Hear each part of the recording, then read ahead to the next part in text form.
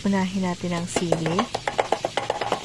Gawa tayo ng papaya somtam, bawang, sibuyas, at kamatis. Tignan natin para lumabas yung lasa. Katas-katas siya. Ganda ng pangdikdikan ko, niregalo ng aking anak. Papaya, kinaskas.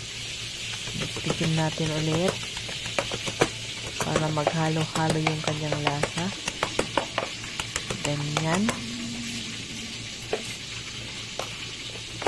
Haluin natin habang dinidikdik para maganda yung pagka-texture niya. Mamaya malambot na siya at yung kanyang lasa ay manuot sa papaya.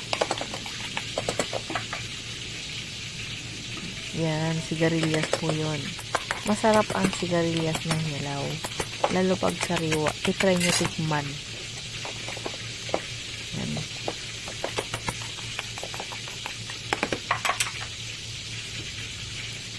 Lagyan natin ng pampalasa.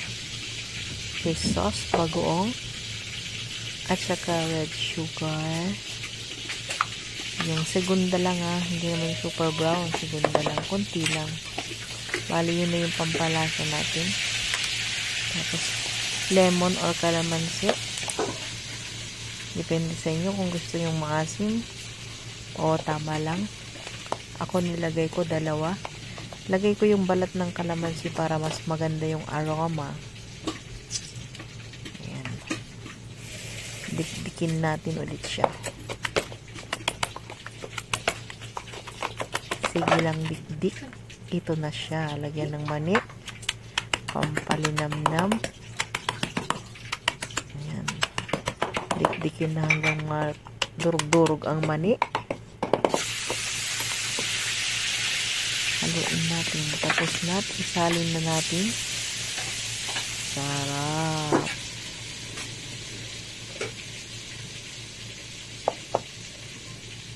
Isalin na natin at tayo'y kakain na.